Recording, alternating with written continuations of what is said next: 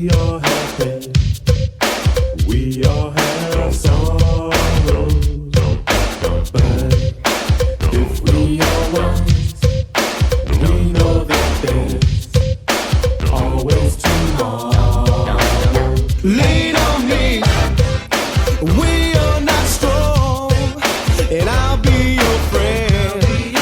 I'll help you carry on, for it won't be long till I'm gonna need somebody to lean on. Swallow your pride. If I have pain, you need to borrow, for no one can fill those of your needs that you won't let. Lean on me, we are not strong, and I'll be your friend. I'll help you carry on, for it won't be. Hey folks, welcome to Kat's Pride Month Diary, day 16. Today is yet another day where I think I'm running out of topics, but something came up today that I think I need to discuss, and that is name changing. Legally I haven't yet, and I've had this discussion with a fellow T35 member that's also based in Christchurch last week about the process, because I thought it was birth certificate first, which can be a good idea to do if you want family courts involved. I am told that the best way to do it is passport, but you need about $200 to get that sussed. So it's up to you whether you do the family courts, go the family courts route or not. By doing the family courts route, you're effectively telling the doctors that gave birth to you that you got it wrong, that they got your gender wrong.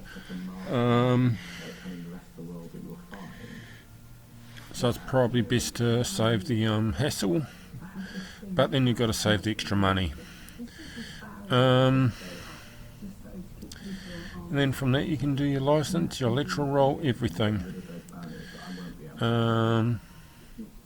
That came up to me today while I was in Ara to talk about my course options, which I don't have for July, other than a two-day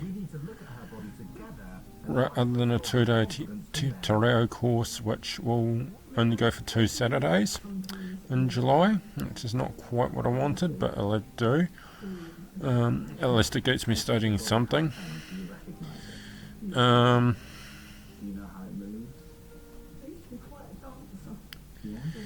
So yeah, youth work. So with that, I just found out youth work has to wait until February. And the rest of what I did today was walk along the beach as usual. So yeah, name changes. Pick your name wisely, pick your middle name wisely, and then just wait for it to grow on you, and when it does, find the right time to change your name. That's my message to the youth of New Zealand on that one. Personally, I thought I would have had to wait till it's time to go for divorce, because I'm separated at the moment. And then after that, look at the name change. But that comes up April next year, and 2 years comes up April next year, and I'd be cool to be able to do the name change earlier than that if I could. So when it comes to enrolling for youth work in February, I'll be able to use my preferred name as my legal name.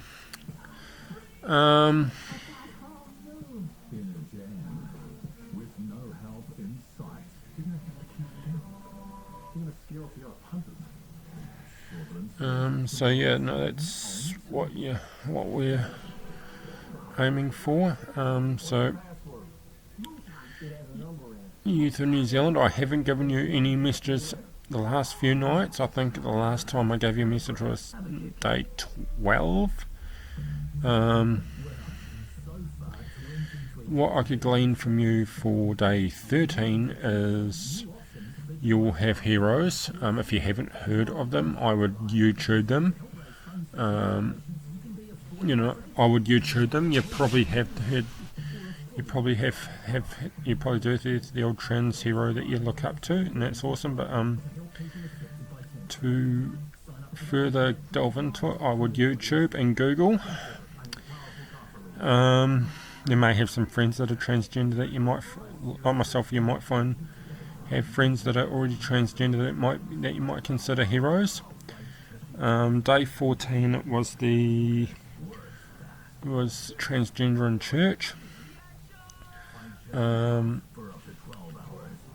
message I give you, youth, from that one is church is fine so long as you find the right one. I'm finding Elam Christchurch North is not judgmental at all, but it probably helps that I already knew the pastor. There may be others around your neighbourhood that you might fall in love with, and you might find them accepting and affirming was the word I was after. And day 15 last night, I kind of had a bit of a message for you. I'm not too. I know in America you can live as the opposite. You can live as how you identify when you're a kid. Because as long as you tell your parent, any time you tell your parents, they should be okay with it. But just trying to think. What's the best words? Where am I even up to? Day 15.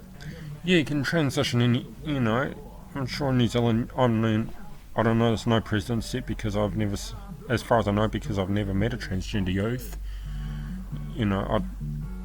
If you're Christchurch based and you're thinking back and you're thinking the timing might be right to come out, I'd love to meet you.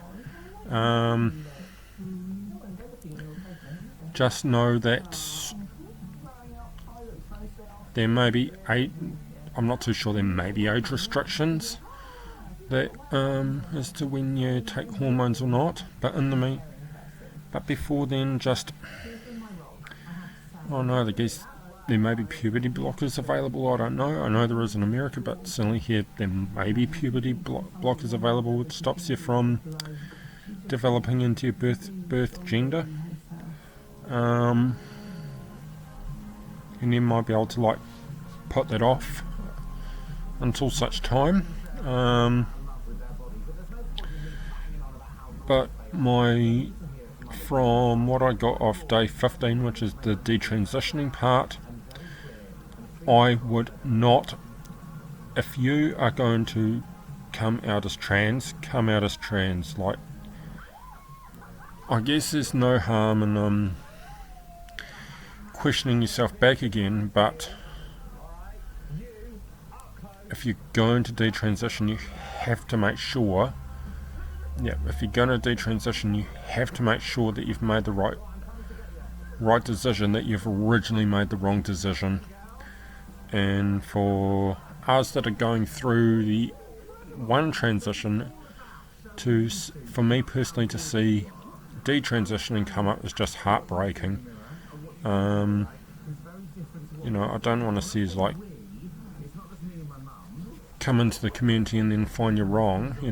That's nothing wrong with that. I guess everybody second guesses themselves one way or another at some point, but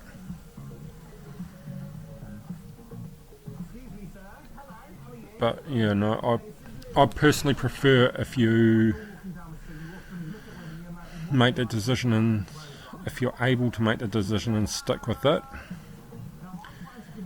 because coming out is a beautiful thing. Whether you're coming out as gay, lesbian, trans, whatever, it's a beautiful thing to say that.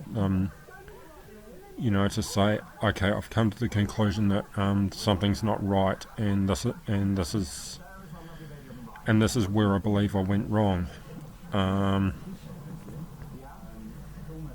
So just whatever it is, do you, but before you come out, make sure it is you.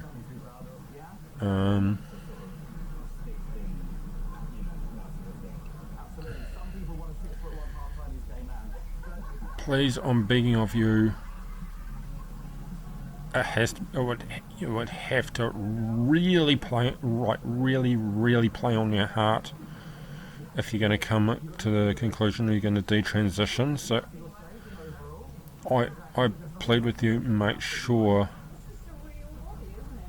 live some life as the opposite gender, and if you don't like it, just switch your clothes back. If you're going to detransition, if you're thinking you're going to detransition, think about that before you transition in the first place. Like, come out, like, live as the opposite gender or non-binary. If it still doesn't feel right, just tell you, like, before you think about transitioning, tell your family, okay, look, I was wrong, this wasn't it. Don't put yourself through hormones and whatnot before you make a decision. Just live some, just give yourself some time to think about it. I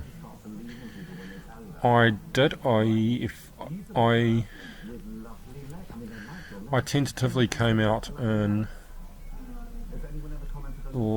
mid-April, early May, but I wasn't really sure. The one time, like, it felt good. Like when I really felt out was July. That was when I really felt out and proud about myself. I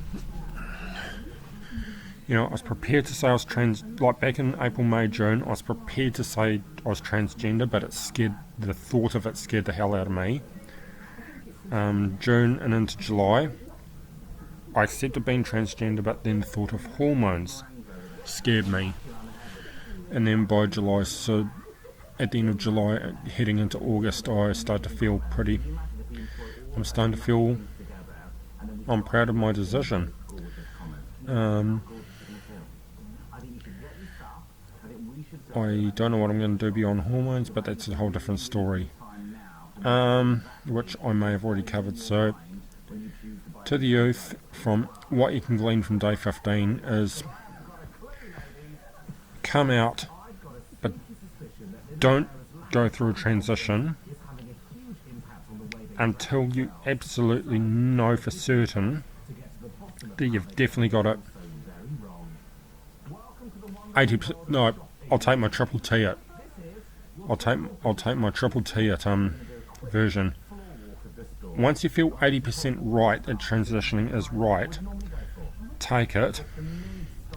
Any less than that, just carry on living as the opposite gender. And if you still feel right, if that less than 80 grows to 80, then transition. If it stays lower than an 80, stick to living, like, don't transition, but don't go the physical transition, but stick to living as the gender that you've come out as, that you identify as, and wait. And if it still doesn't feel right, say after 1 year or two, go back to being how you're born, and have another think.